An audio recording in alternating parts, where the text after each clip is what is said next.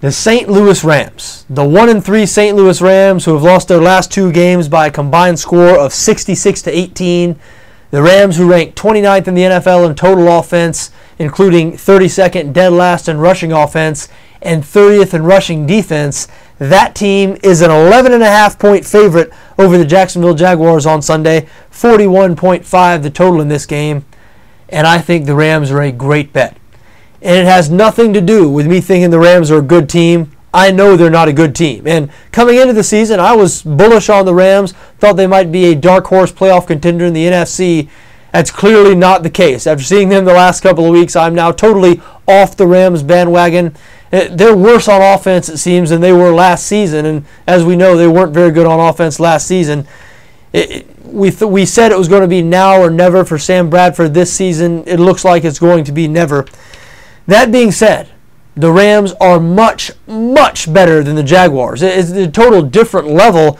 The Jaguars might be the worst team in NFL history, and I'm not just saying that. They're already only the 6th team in league history to lose each of their first 4 games by double digits. And when you compare the Jags statistically to the winless Detroit Lions team a few years back, the Lions compare very favorably. This Jacksonville team only averaging 224 yards per game, 7.8 points per game, and they're also last in the NFL in rushing defense. I mean, it's just a comedy of errors every week with this team, and as hard as it is to believe, they're getting worse. Last week's performance, a 37-3 loss to the Indianapolis Colts, was their worst performance yet.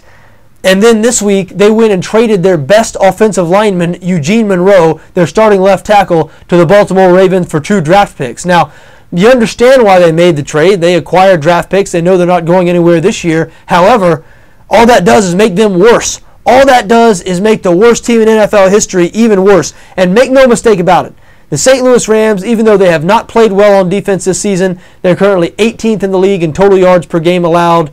As we mentioned, 30th in the NFL in rush yards per game allowed. So they've been very disappointing on defense. However, they have some really good young players on that defense. And after being embarrassed in their last 2 games, after having a half bye, sort of a mini bye, they've had 10 days because they played on Thursday night last week. I believe the Rams are going to be fired up and ready to go in this game. I think they're going to absolutely devour the Jacksonville offense. And we see an 11.5-point number here. Listen, the last 2 games, Jacksonville's opponents have pulled their starters in the second half. The Jags have finished the game against reserves.